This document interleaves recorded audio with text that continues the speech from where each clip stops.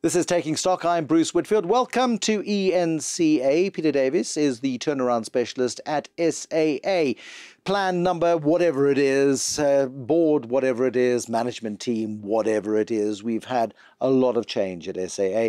SAA's biggest competitor is SAA, says Peter Davies. Explore that for me just a little bit, please, because it's the inefficiencies, it's the interventions, it's the meddling, it's the incoherent strategies and the failure to implement that has held SAA back when your rivals are coming in hand over fist and stealing your lunch every day of the week. Absolutely. I liken it to a boxer who's in the rings, continually biffed on the nose and continually falls over, bloody nose, gets back up again.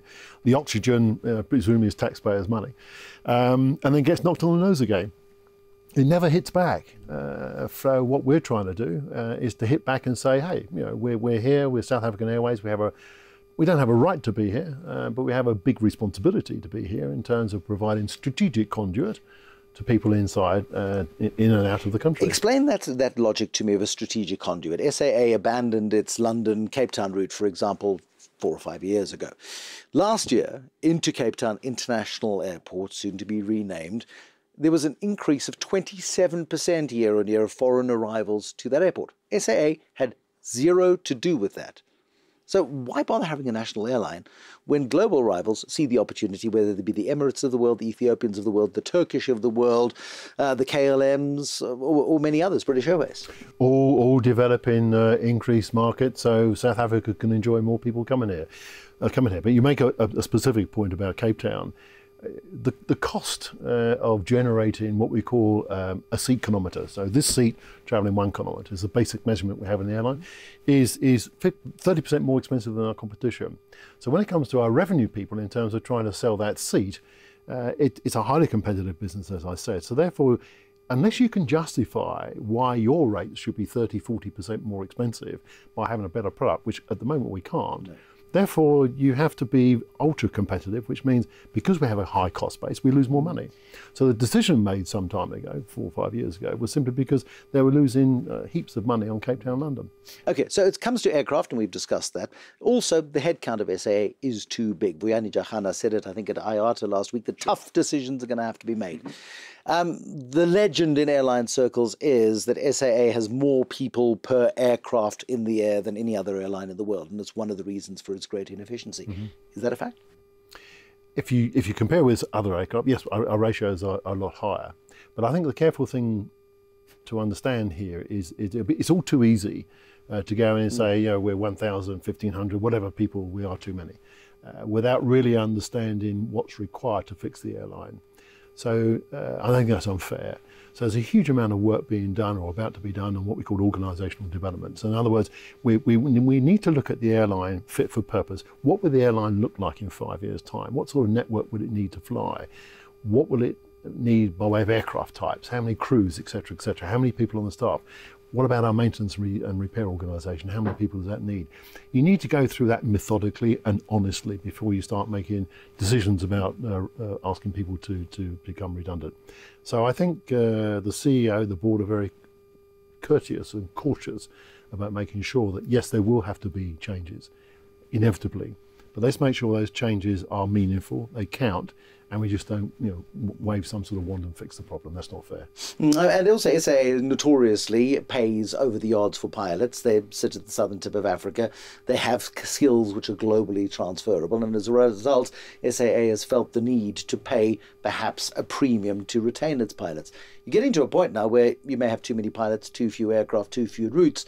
But if the turnaround does work 5 years from now, where are you going to find the pilots? So there's almost this idea of, I don't know, leasing them out, putting them on short-term contracts.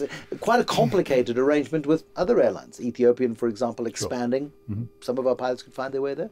Well, can I first kill one myth? Please. And that is that South African Airways pilots are not progressively paid more than general pilots around the world.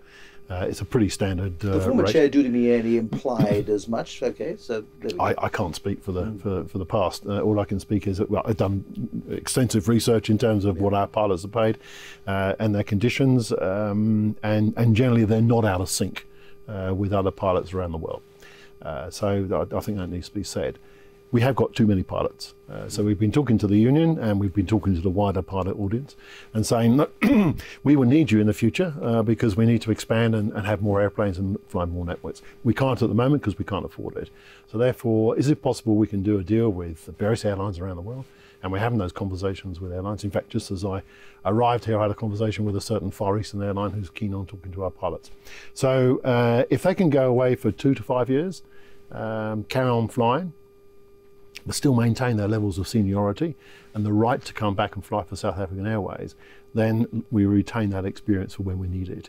At the same time, that would give us the opportunity to hopefully, in the not too distant future, begin to look at bringing young pilots on as part of our growth. That's part of our plans.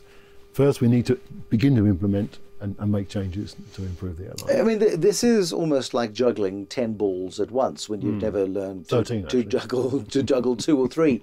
And any one of these can come crashing down at any moment because there are just so many problems and so many facets to deal with. How do you decide which part of the elephant to eat first? Well, it's prioritisation, obviously, and you just have to make sure that you compartmentalise those critical things. I mean, we've got over 300 projects that we've identified in the last 6 months which need to be fixed, implemented. We can't do all 300 at one go. So we're prioritising those which are important, compartmentalise those, get the skills on board.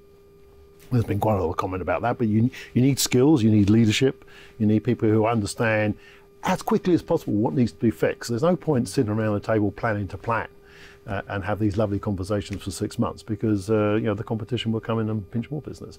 So therefore we have to sit down, that's what we need to do, let's fix it, let's move. You need skilled people, you need management. We have a passionate workforce, we have an experienced workforce.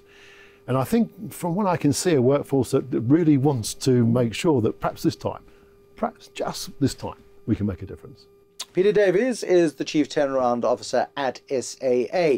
More with him in just a moment. One of the fastest growing airlines on this continent and is doing it profitably is Ethiopian. One of the problems South Africa has is its location on the African continent. It's at the end of the line. Is it time to have an African hub, perhaps in the same way as Middle Eastern airlines have been able to develop around places like Qatar and Dubai and others?